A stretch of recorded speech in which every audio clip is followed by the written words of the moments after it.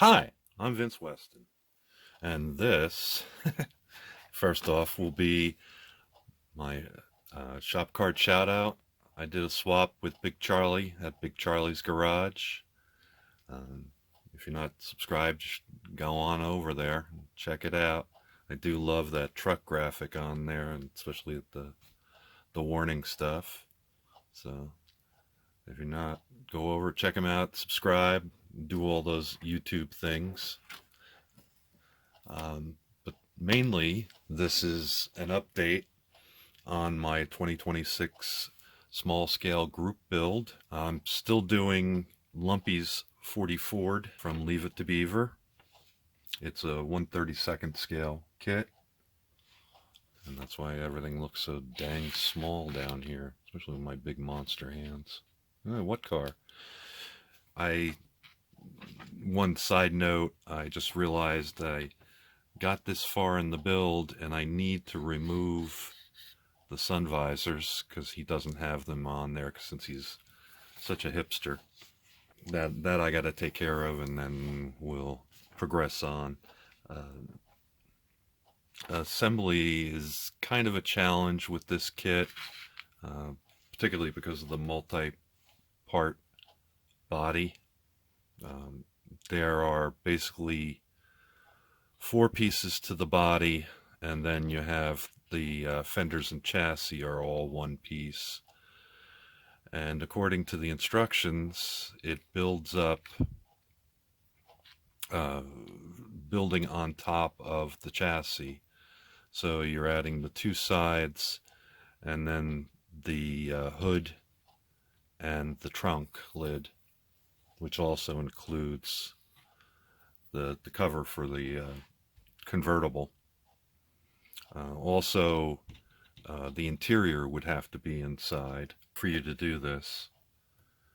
And I kind of didn't like this idea because I was like, well, that's going to be near impossible to paint and get all different colors in there. So what I did was I basically laid in the two side panels, glued on the hood once I got everything lined up, and there we go, that's better. Screw set in place, held it all, and then used liquid glue to bond all the front end together.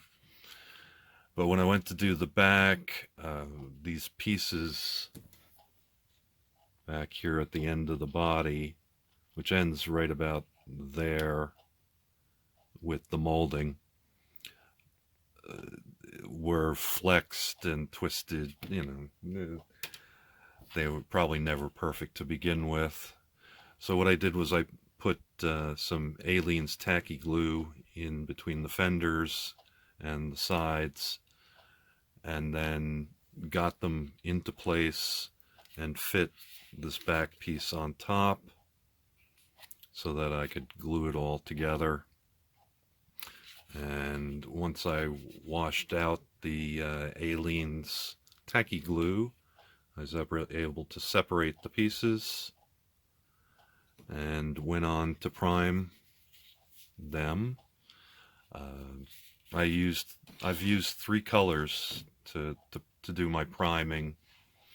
The bottom of what would be the chassis, I primed in black, which of course you can't see because I've got it masked. So when I sprayed the gray on, and also when I put the color code on, I don't want to mess up the black at the bottom with overspray, since there shouldn't be any on this car. Also in black, if I can pick them up, I did the bumpers, a little speck on there, which is just date. The bumpers, these two pieces are the axles, and I just dropped the headlight and the front end pieces. So I did those in black. I also did the grill and the headlights. Those will get chromed once I get those to the color. As I just said, I dropped a headlight, and I'll have to beat the carpet monster into submission.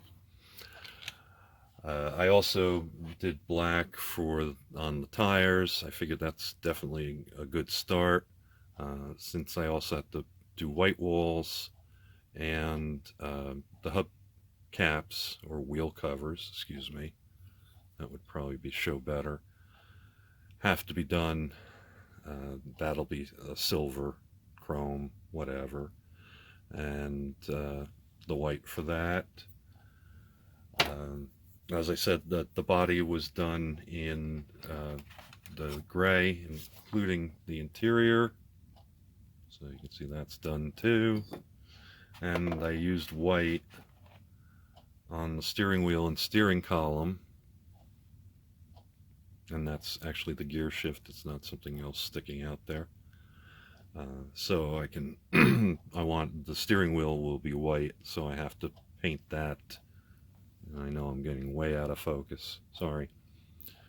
So that'll be white in the end. So anyway, with that, I did get a good fit. Everything looks really pretty good. I shouldn't really have to worry about too much filling, and I should be able to just squeeze it together once the paint's done. Oh, that's another thing I should note. When I finished, I dropped my thing also. I'm dropping a lot of stuff tonight. I did the seams on the inside, and I don't know how well this is going to show, though it's good and lumpy. I strengthened the seams with some CA glue, and yeah, of course that's not really showing well, but you can see what I'm saying.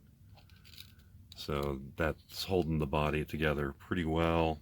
I also did a little in the front, and so that's all good. The colors I'm going to use are right over here. I'm using this dark scarlet for the cherry red. It's actually more that color. It looks pretty cherry-ish to me. The interior, I'm going to use this trail tan, which is kind of a leather color, so I'm okay with that. I might change my mind, but... And then the convertible cover, I'll be using buttercream. And finally, the steering wheel, I'm going to use an oyster white, which is kind of an off-white, so, and it's fairly light. I did finish 2 cans of primer on this build. Not that I took a lot of primer, actually. There wasn't much left in the cans, and I got away with all of it.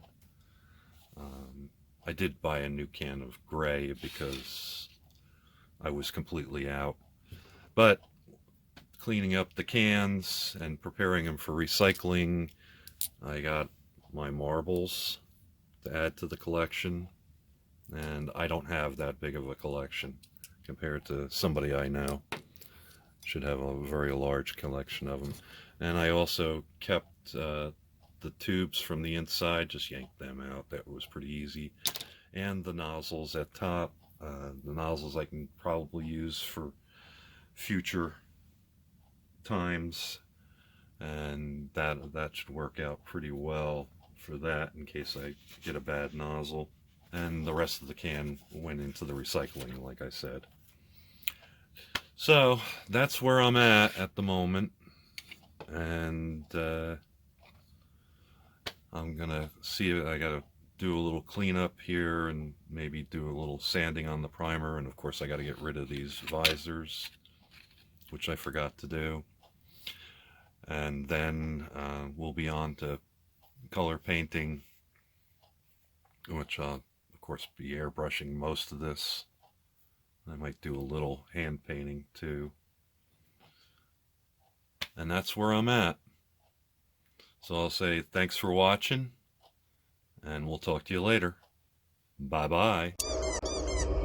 Thank you for watching Vincent Weston Models Foam the Dungeon.